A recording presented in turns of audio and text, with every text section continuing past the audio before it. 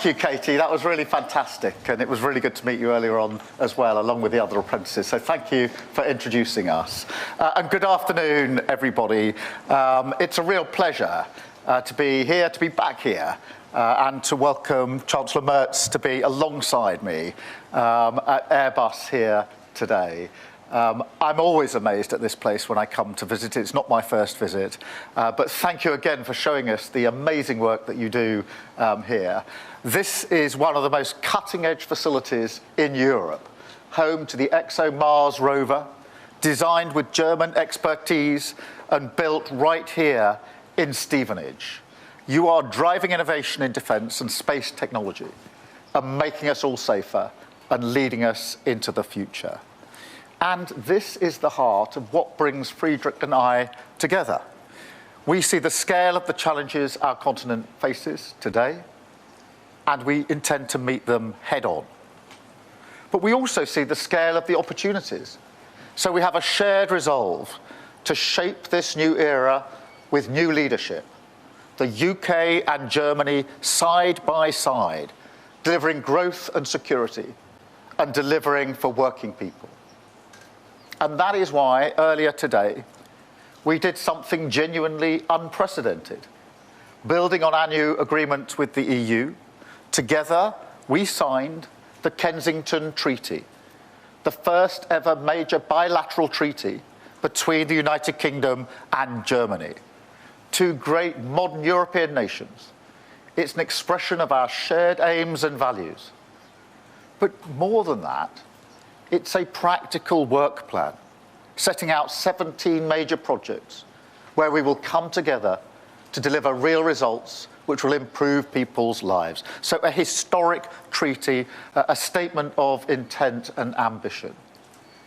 And we intend to do, amongst other things, as leading NATO powers in Europe, committing not only to our mutual defence, but also to maximise the benefits of our defence spending in the shape of more jobs, more growth, and more security.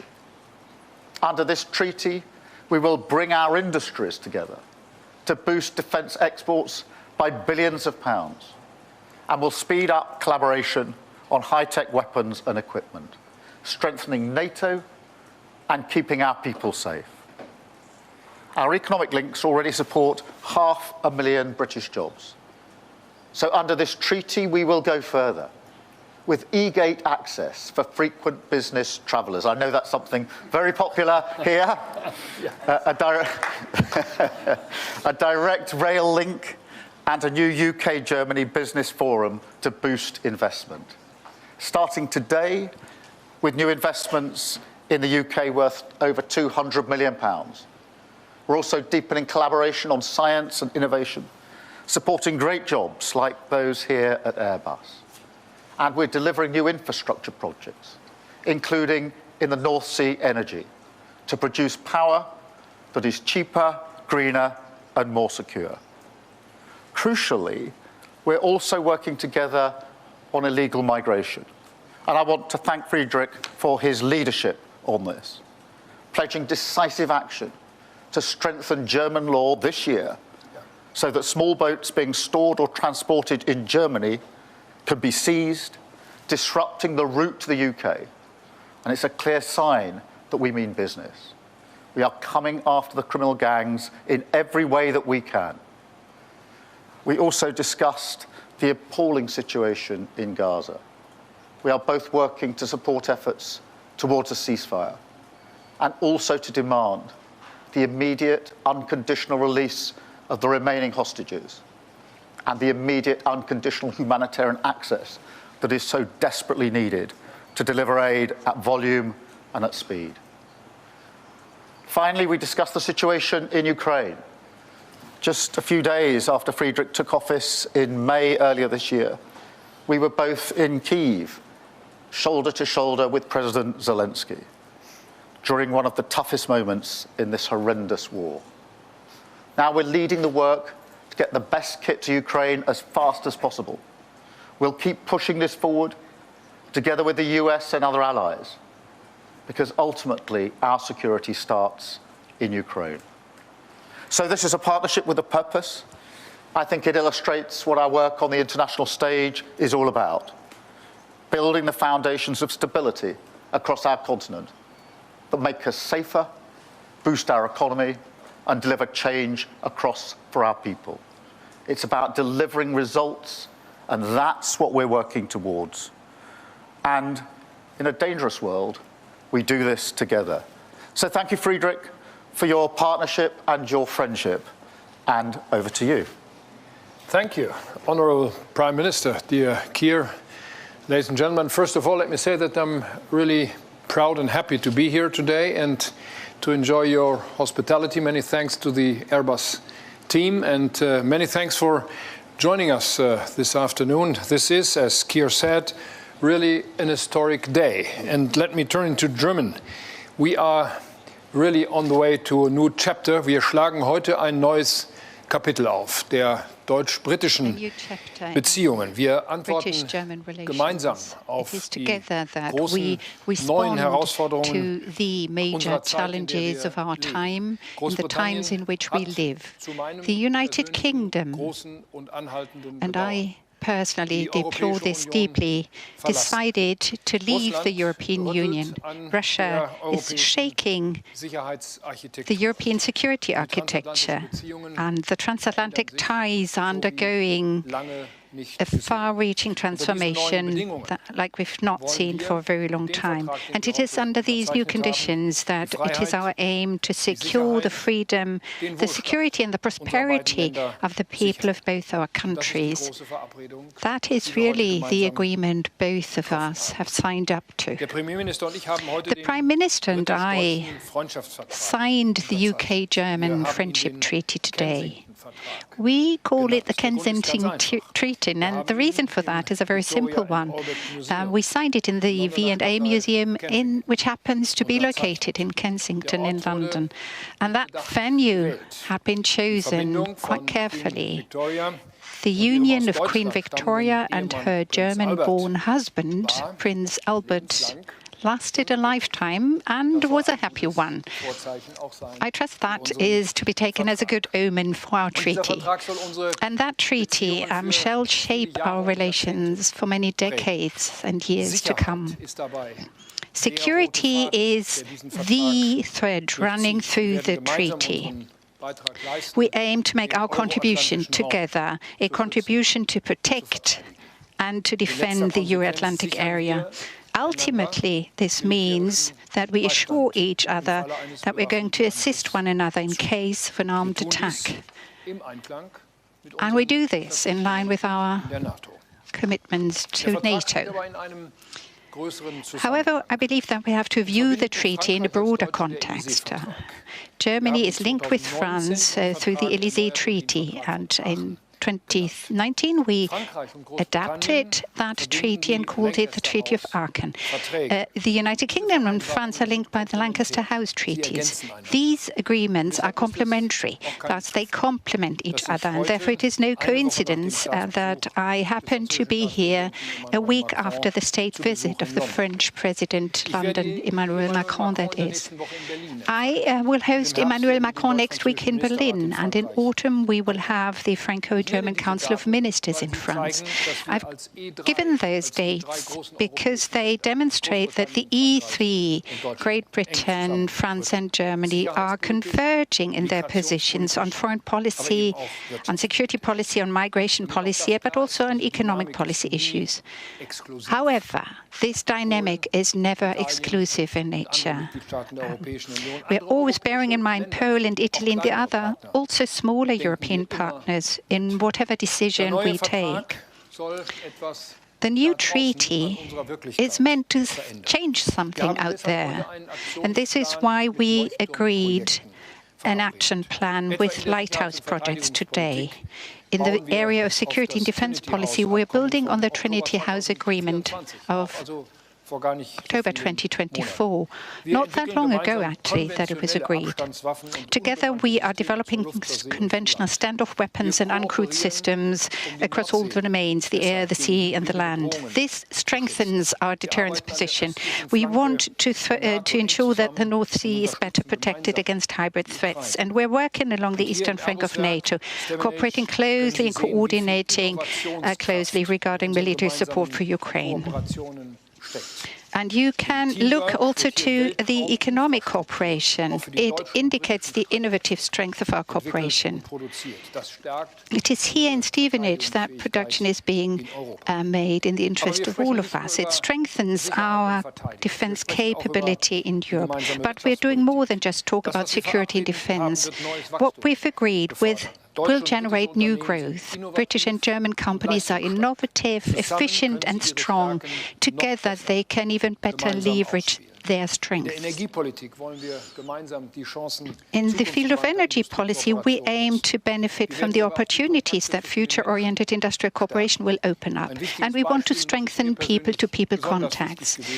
For me personally, it's been very important, and I say this as I see so many young trainees here next to us. We want to enhance the mobility of children and youth. I believe that it is here that the impact of Brexit has been painfully evident in the past years. And the greater my pleasure that the United Kingdom has accepted to once again introduce the so-called collective list for school travellers that will facilitate the exchange of school classes without a passport or visa. And last but not least, research, technology and innovation. They are on our agenda too. We're providing new impulses, academic partnerships, scientific partnerships, improving our excellence in that area. We want to ensure that there will be more attractive conditions for scientists, academics and students in the future, allowing them to stay in Great Britain. Yes, ladies and gentlemen, today's visit also offered us the opportunity to once again talk about Ukraine. President Trump took a very important initiative on Monday. They expressed their readiness to provide weapons to Ukraine, which will be purchased and paid for by European partners.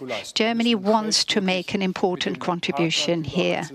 Of course, we have to discuss the details with our partners as quickly as possible, and we need to have clarity as how the United States will replace the weapons systems that the Europeans will transfer to Ukraine. All of that will increase the pressure on Putin to finally negotiate about peace. Europe and the United States, that is clear, are pulling in the same direction here. I would like to conclude with good news. Today is a special day also because we're celebrating the anniversary of Anita Laska-Wallfisch. She survived the horrors of the Holocaust because she played in the women's orchestra of Auschwitz. For many years now, she's worked tirelessly, standing up for freedom, democracy and humanity. It is here in London that she's celebrating her 100th birthday today. We would like to congratulate her, but more than that, we thank her for the untiring work she has done over the last decades in order to keep alive the memory of the horrors of the Holocaust and to remind us time and again and to urge us time and again not to relent in our efforts to live peacefully with our neighbors in Europe. And Keir, yes, you made the point. Actually, this is quite amazing, you know, that over the last decades or so, we haven't had such an initiative like the one we're here to sign, that we haven't had a UK-German friendship treaty. And therefore, I would like to thank the previous government, which has taken this initiative and engaged in the preparatory work, allowing us, the government in office now, to conclude the negotiations in record time. And it is here that in 2025, we for the first time ever have concluded such a treaty on friendship and bilateral cooperation between the United Kingdom of Great Britain, Northern Ireland and the Federal Republic of Germany. This is truly a historic day, and I feel honoured to be here as the German Chancellor today with the Prime Minister of the United Kingdom signing this treaty. We're not doing it for the benefit of the two of us. We do it for the benefit of both our countries and above all for you. And I address myself especially to the young people here. We want to provide a good perspective to you in this Europe of ours that has to continue to grow together, especially between Germany and the United Kingdom. Thank you.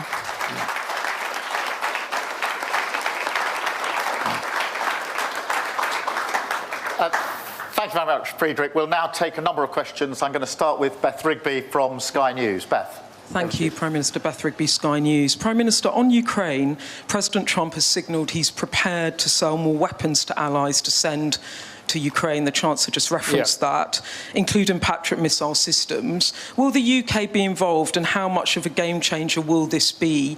And I need to ask you a domestic question, I'm afraid. In 1997, when 47 MPs voted against Tony Blair's welfare plans, not a single one had the whip removed. He, like you, had a massive majority, but unlike you, he just didn't feel the need to punish MPs. Why are you so rattled by this? Doesn't it look weak? And to the Chancellor, if I may, on illegal migration, you're planning to stop people smugglers using warehouses to store boats, which is very welcome. The French have agreed a trial of a one-in, one-out solution. But aren't Britain's problems being exacerbated by European Union failing to properly police its borders? And aren't you also hurting politically at home because of this? And just quickly on Ukraine, do you think President Trump... I know, I know, sorry, so, do you think President Trump is finally seeing President Putin for who he really is? And how much is that going to help Kyiv? Thank you so much. Thank you. Beth, let me take your two first. On the question of Ukraine, obviously we've been working with our allies and with the US for a very long time now, but particularly intensely in recent weeks. To get to the position we're in now, where the President has made it absolutely clear that he wants Putin to move, and backing that up with capability, both military capability, as it were, but also economic as well. That is really important, and we are discussing it closely. We had a long discussion about it. Today we discuss it almost every time we meet. And we are working together on that. Last week, of course, we had the Coalition of the Willing meeting, where we had US representation there, particularly on the question of sanctions. So we are working hard with the US on this. And I think this shows the strength of Germany, France and the UK working so closely together with other allies in Europe, but also working very closely with the US. On the domestic question, look, we were elected in to change this country for the better. And that means we've got to carry through that change, and we've got to carry through reforms, because we inherited a broken economy and broken public services. No government has inherited both of those ever before, and I'm determined that we will change this country for the better for millions of working people. And I'm not going to be deflected from that. Therefore, we had to deal with people who repeatedly break the whip, because everyone was elected as a Labour MP on the manifesto of change, and everybody needs to deliver as a Labour government. This is about what we're doing for the country, and that's why I'm so determined to press forward with the reforms and the change that we need to bring about. Thank you very much. Friedrich. Thank you for brief questions. Have we brought enough time for today? And so I'm free. I have no other meeting today. No, zuerst zur Ukraine.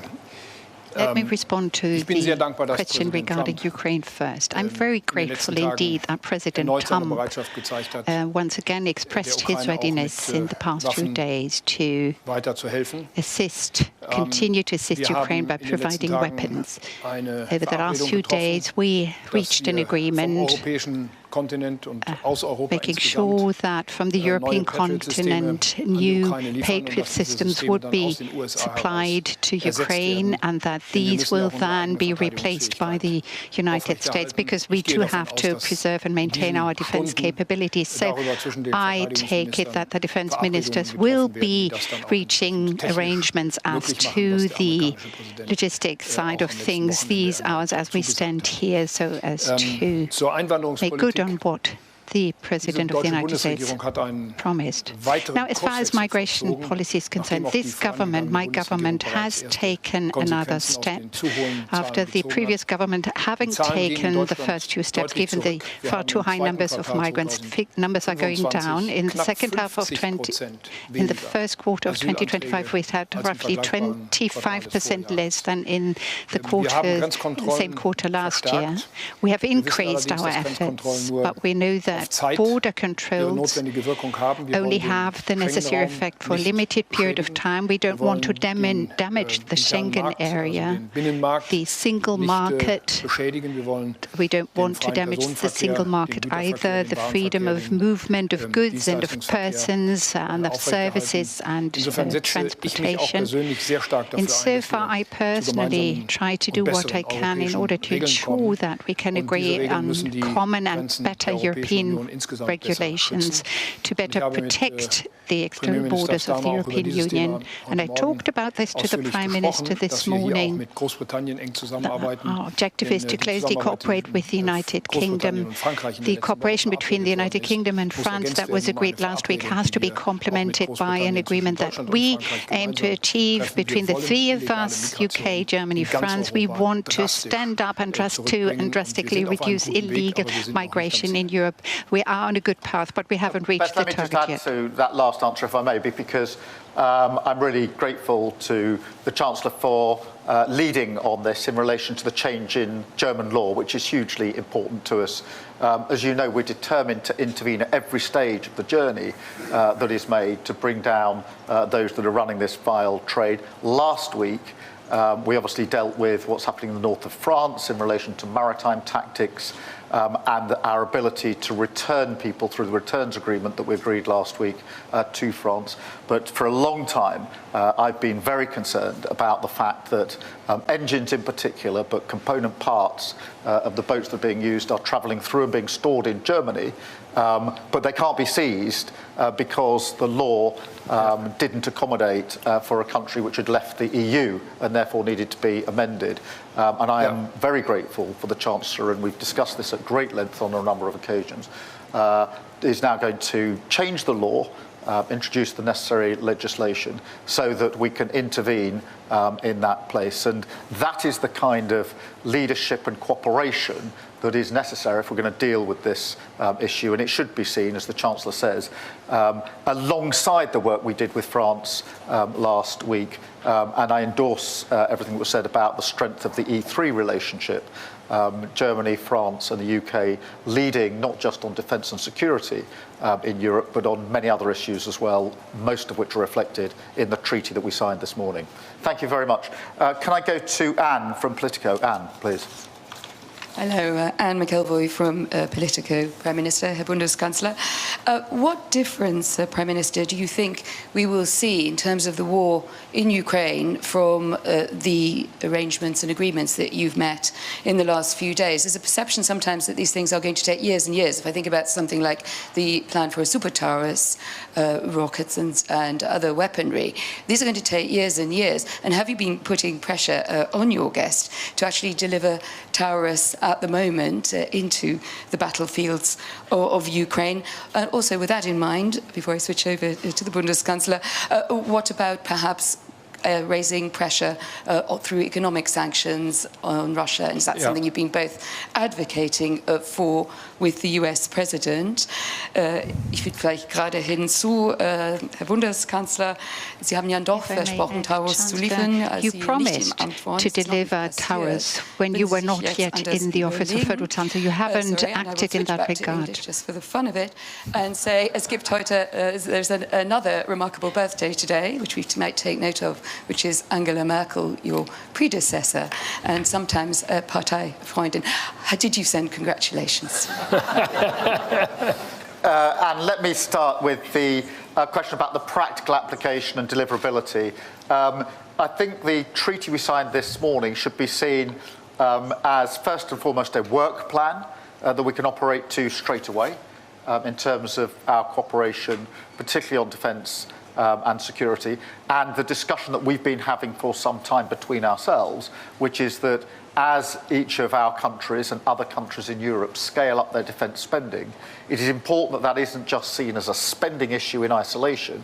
It has to be seen as an opportunity for us to coordinate and cooperate together in procurement, in production, etc. So this is a very meaningful and changed and new forging together of what we will do on defence and security, and we can start that straight away. The Trinity House agreement that we had was really important, and we signed that last year, so there is already work ongoing.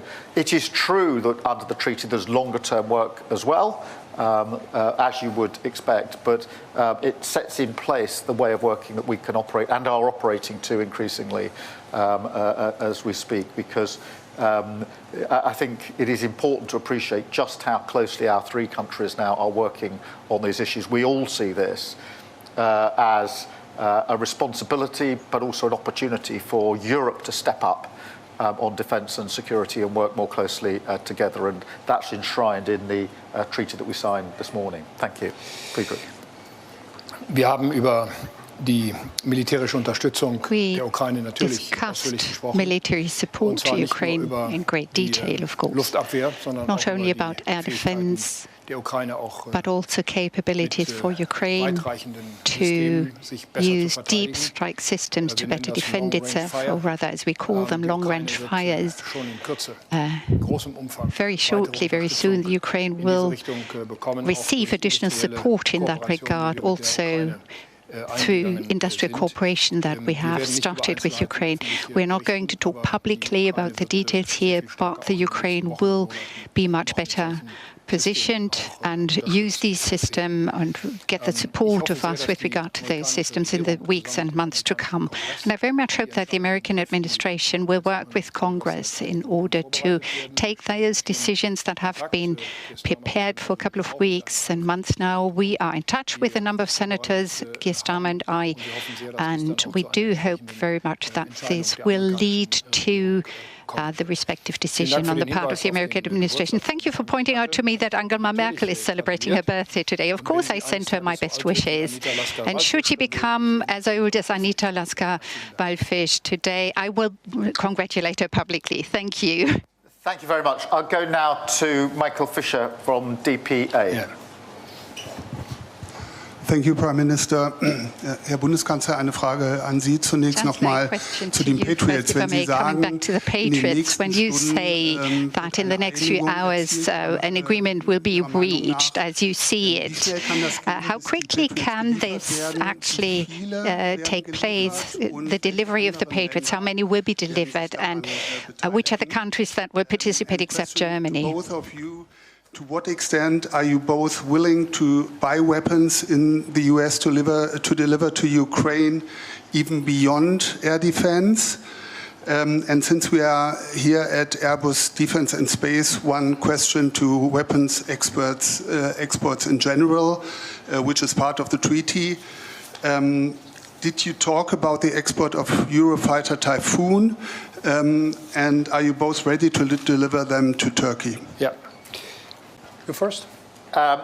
No, you go first. Yeah. Okay. Also, Herr Fischer, nur well, damit Mr. das Fischer, nochmal klargestellt just to be ist, clear, I didn't say that this decision will happen in the next few hours, but the defense ministers are negotiating as we stand here also with regard to the details concerning the delivery. So how can we make sure that Ukraine is being supplied with the necessary systems? These systems have to be transported there. They have to be set up. It's not a matter of hours, but perhaps a question of days or weeks. But we are it's a concrete thing. We have not. The readiness has been expressed on the side and the part of the Americans to engage with us in that regard. As far as export authorizations are concerned, we have not had a decision yet, but we are on the path towards a good decision that will lead or should make possible such an export license. We will have to wait and see. I'm not going to speak about what countries we are thinking of in that regard. In relation to Ukraine, obviously we're working with allies on the provision of capability. We have been for some considerable period throughout this conflict. And the backup, if you like, that sits behind that to make sure that any capability is effective in Ukraine. And that's why we've done, amongst other things, a lot of leading work on the training of those who are in Ukraine, those that are going to the front line in relation to the capability that is being provided. So the two marry up together, and we'll continue to do so. And this is now an intense period as we go through the remaining days of this 50-day period. And it has to be coupled with economic pressure and the sanctions that will be necessary if Putin doesn't come to the table. President Zelensky has shown months ago now his willingness to come to the table in pursuit of lasting peace. It's now for Putin to come to the table. And I think that's very clear from what President Trump has said in recent days. On the question of exports, we discussed this today at some length, and that we intend to have export campaigns more jointly together, coordinated together. That is a good thing for both of our countries, and it's a good thing for Europe and beyond. And so we have not only discussed that, but also begun to take the steps to make sure that this is much more coordinated, much more joined up, and much more cooperative. And again, all of this is further evidence of the closeness of the relationship as it now is between Germany and the UK, and a statement of intent about how we intend to work going forward. Thank you very much. And I think I've got Arne from Bloomberg. Ja, thank you. Herr Bundeskanzler, eine Frage zum a question regarding the EU budget, the proposal submitted by Brussels yesterday. The impression we've gained is that you have felt insufficiently informed in advance, so that things, or rather decisions, or the proposal came as a surprise for you. Do you see any chance whatsoever for a compromise on the basis of the proposal that has been submitted by the Commission President? Or do we foresee a major conflict here between Berlin and Brussels and possibly other capitals in Europe? And to the Prime Minister, I just asked the Chancellor about the EU budget, so you are probably lucky that you don't have to deal with that anymore. But I wanted to ask you on Ukraine and your proposal, which I think originally comes from you, for peacekeeping forces for Ukraine. How realistic do you still think is your proposal? I mean, right now we are only talking about weapons and tanks and typhoons, etc. So do you still see a possibility for that in the near future? And also, are you still sticking to this idea that the UK and others would also send boots on the ground? Did you also talk to the Chancellor about this possibility? Ja, Herr Deß, vielen Dank für die Frage. Thank you, Mr. Deß, for your question. Wir haben über diese Themen gesprochen in der talked Europäischen Union. about these issues in the European Union, and it was on the agenda of the last European Council. Of course, the details are being drafted and prepared by the Commission of the European Union. I wasn't taken by surprise. This was a process, has been a process that meant quite a tough struggle within the Commission. The proposal that's been put on the table now is good to the extent that it changes the weighting of the different positions. Defense and security is an area now where we clearly identify that we in the European Union intend to do more than we've done so far. But what needs to be discussed is the total amount of the budget and how it is funded. As I see it, I'd like to say that I cannot accept a tax on companies by the European Union. I don't think there's any legal basis allowing the European Union to do so. We could take a unanimous vote on that if need be, but as far as Germany is concerned, I can exclude Germany pursuing such an approach. Our aim is not to increase the burden on companies in order to create leeway for the European Union. That is not acceptable. We will also have to discuss the way in which which the budget is being funded. Question, you know, indebtedness, increasing debt has been used for exceptional purposes, but what we're experiencing these days is in a way the new normal. But in this new but unfortunately also normal side, the European Union will have to make do with the funds that it has at its disposal. So this means it will be a tough struggle for the next 2 years in order to make sure that the MFR, as far as that MFR is concerned, it will be a tough strife in the next 2 years. To Ukraine, I think it's really important to see how this all fits together. The first thing we need to do is to get Putin to the table for an unconditional ceasefire. And that is why we've been talking for some time about peace through strength. And that is why we must provide Ukraine with the capability it needs to be in the strongest possible position, and hence the intense work in recent days and weeks on capability. But that's not new. That's a discussion that's been going on for a very, very long time, coupled, of course, with the economic sanctions, again, intended to get us to the position where Putin gets to the table and we are beginning that discussion about peace and a ceasefire. But the reason the coalition of the willing was set up in the first place is because it must then be, if we get to that point, a lasting peace. Because we've been to this point before where we've had a cessation in the conflict only for that to be breached by Putin, and we cannot go down that route again. That was the thinking behind the coalition of the willing, and the question we were answering is what then do we need to have in place in order to ensure that if there is a peace, if there is a ceasefire, it is a lasting ceasefire. I'm very glad that we began that work months ago now, and we've had our military planners from a number of countries working on plans. They are plans for the air, for the sea, and yes, for land. And the fourth component is strengthening the Ukrainian capability itself to ensure that that remains in place and is stronger after any ceasefire. So they're the four component parts. That does include a land element. I'm satisfied, and so are the other members of the coalition of the willing, that those plans are now completed as far as they can be until we get to a ceasefire, which is why we had the meeting of the coalition of the willing last week to sign off those plans. But they are advanced plans now. They are capable of being operationalised. I am convinced that we've got to this stage that it's important we did that work now. I wouldn't want to start that work after a ceasefire because it takes time to get military plans that are pretty specific in place. We now have them in place. There's a headquarters in Paris, which has been now in place for about a month. And most importantly, and often the most difficult, we've got a command structure in place so that the plans can move from the plan stage to being operationalised very quickly. And so that's the path as I see it. Strengthen Ukraine with capability, have the lever of sanctions and further sanctions in relation to Russia to put the pressure on, get to a point where there's a ceasefire, and then ensure that any ceasefire is lasting, fair and enduring, and that's where the work of the coalition of the willing has been so important. And as I say, I'm very pleased that last week we got to the point of saying the military plans are now developed as far as they need to be, and we've got command structures in place so we can operationalise it.